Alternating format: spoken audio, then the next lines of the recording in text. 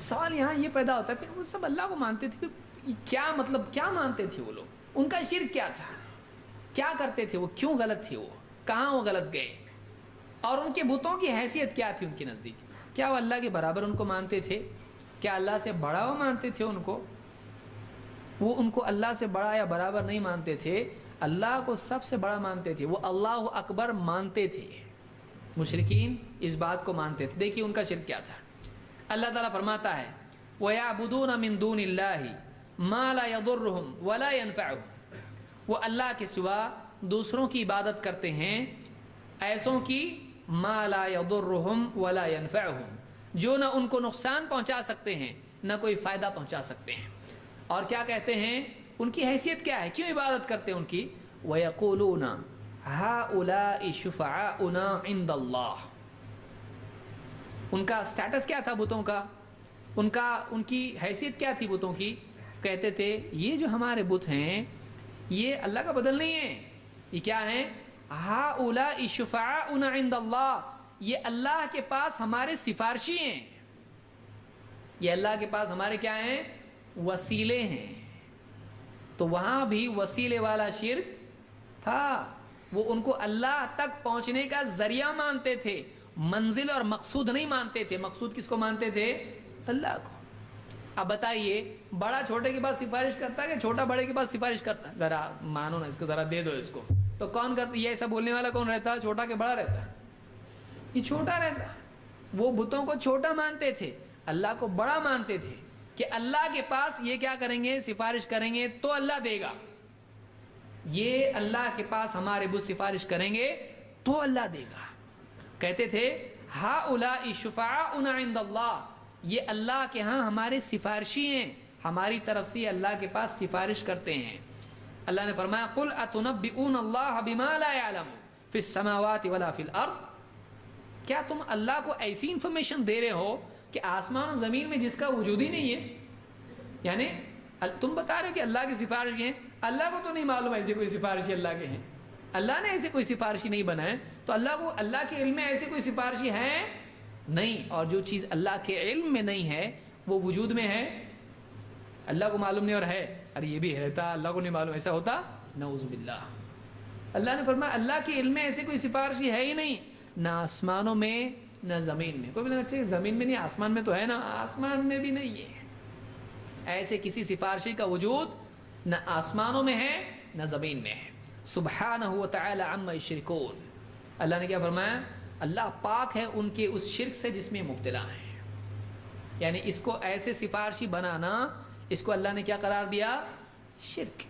کہ جو عمل اللہ کے ساتھ عبادتی عمل خاص ہے، ذبح کرنا اللہ کے لیے چاہیے، اب اگر وہ کسی اور کے نام سے ذبح کر رہا ہے، کسی اور کے تقرب کے لیے، اس کو خوش کرنے کے لیے ذبح کر رہا ہے، تو یہ اللہ تک پہنچنے کے لیے اس کو ایسا کر رہا ہے، سفارشی کے لیے کر رہا ہے، یہ خوش ہو تو اللہ بھی خوش۔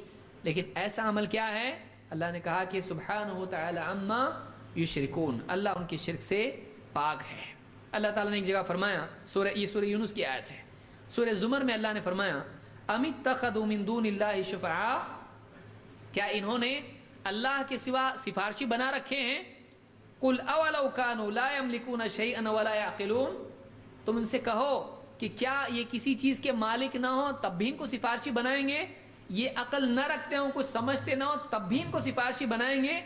قل للہ الشفاعۃ جمیعا، کہو کہ سفارش کا حق صرف اللہ کے پاس ہے، یہ نہیں کہ سفارش بٹ رہی ہے، لو سفارش کرو، سفارش کرو، کسی کے ہاتھ میں سفارش ہے نہیں ہے۔ سفارش کی اتھارٹی کس کے پاس ہے؟ اللہ کے پاس ہے، اللہ جس کو موقع دے گا وہی سفارش کرے گا۔ من ذا الذی یشفع عندہ الا باذنہ، اللہ جب تک کہ اجازت نہ دے کوئی سفارش نہیں کر سکتا ہے۔ قل للہ الشفاعۃ جمیعا لہ ملک السماوات والارض، آسمان اور زمین کی بادشاہت اسی کی ہے، ثم الیہ ترجعون، تم سب کو پلٹ کے اسی کے پاس جانا ہے۔ تو عرب کے لوگوں کا شرک یہ تھا کہ وہ اپنے بتوں کو، اپنے صالحین کو جو دنیا سے چلے گئے ہیں، ان کو اللہ کے ہاں سفارشی مان کر ان کی عبادت کرتے تھے کہ یہ خوش ہو جائیں تو یہ اللہ کو خوش کریں گے، یہ ان کی سفارش تھی۔ جیسے اللہ نے فرمایا والذین اتخذوا من دونہ اولیاء ما نعبدهم الا لیقربونا الی اللہ زلفی، اور وہ لوگ جنہوں نے اللہ کے سوا اولیاء بنا رکھے ہیں، اللہ کے سوا اپنے کارساز بنا رکھے ہیں، سرپرست کام بنانے والے بنا رکھے ہیں، ماں ان کا سٹیٹمنٹ کیا ہے، ان کا بولنا کیا ہے، کیوں کرتے ایسا وہ کہتے ہیں ما نعبدہم الا لیقربونا الی اللہ زلفا، وہ کہتے ہیں کہ ہم ان کی عبادت کیوں کرتے ہیں، ہم ان کی عبادت اس لیے کرتے ہیں کہ یہ ہم کو اللہ سے قریب کرتے ہیں۔ تو مشرکین ابو جہل ابو لہب کس سے قریب ہونا چاہتے تھے؟ دیکھیے وہ اللہ کا قرب چاہتے تھے، ان کو اللہ چاہیے تھا، اللہ چاہیے لیکن ملا نہیں ملا، وہ مشرک وہ کافر بن کے دنیا سے گئے۔ کیوں؟ اس لیے کہ اللہ کو مان کے بھی مشرک، اللہ کو مان کے بھی کافر، یعنی اللہ کو مان کے بھی آدمی غیر مومن ہو سکتا ہے۔ کیوں؟ اس لیے کہ وہ ایسے سفارشی بناتے تھے کہ ان کی عبادت کرتے تھے، ان کے نام سے ذبح، ان کو دعا میں پکارنا، ان سے اپنی مرادیں مانگنا، یہ ان کے نام کی نظریں، ان کے نام کی قسمیں، اور ان کی جو بھی مورتیاں بنا کر ان کے آگے جھکنا، یہ ساری چیزیں اپنے بتوں کے ساتھ وہ کرتے تھے۔ جو عبادت اللہ کے لیے خاص ہے، جو چیز جو عمل اللہ کے لیے خاص ہے، عبادت کا حق صرف اللہ کا ہے۔ وہی امور جب اللہ اس سے خوش ہو رہا تو بابا بھی اس سے خوش ہوں گے نا۔ اللہ کو خوش کرنے کے لیے کیا ہے؟ نماز ہے، یہ ہے، سجدہ ہے، دعا ہے، نظر ہے، قربانی ہے۔ اللہ کو خوش کرنے کے لیے یہ ہے۔ یہی خوش کرنے کے کام وہ کس کے لیے کرتے تھے؟ اپنے بتوں کے لیے کرتے تھے۔ لیکن وہ مقصود تھے ان کو پانا اصل نہیں تھا، ان کے تھرو کس کو پانا تھا؟ اللہ کو پانا تھا۔ تو منزل یہ نہیں ہے، ذریعہ ہے۔ آج بھی لوگ کیا بولتے ہیں؟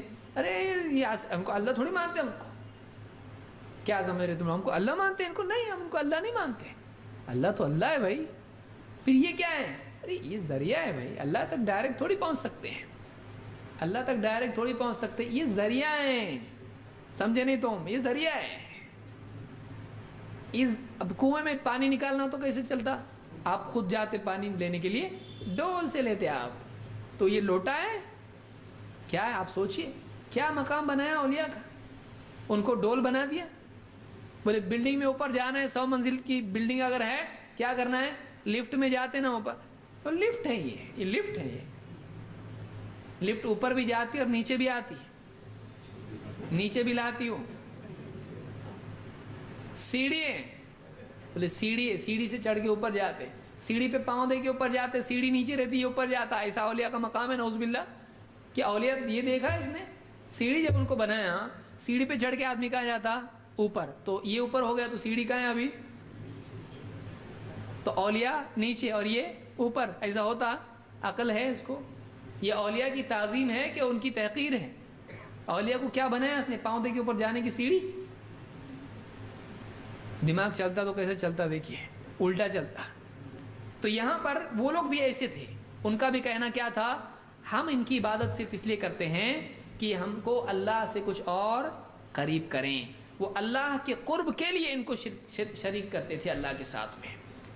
ابن عباس، اب دیکھیے، اور ان کی اس میں دھاندلی کتنی تھی کہ اللہ پر جھوٹ باندھتے ہوئے وہ کہتے تھے کہ اللہ نے ان کو اپنا شریک بنایا ہے۔ کیا کہتے تھے؟ ابن عباس رضی اللہ تعالیٰ نے روایت نقل کی ہے، اور صحیح مسلم میں کتاب الحج میں باب التلبیہ میں روایت موجود ہے۔ ابن عباس کہتے ہیں کان المشرکون یقولون لبیک لا شریک لک لا شریک لک۔ طواف کرتے وقت وہ بھی لبیک بولتے تھے۔ دیکھیے کیا بولتے تھے؟ لبیک کس کو کہتے تھے؟ اللہ۔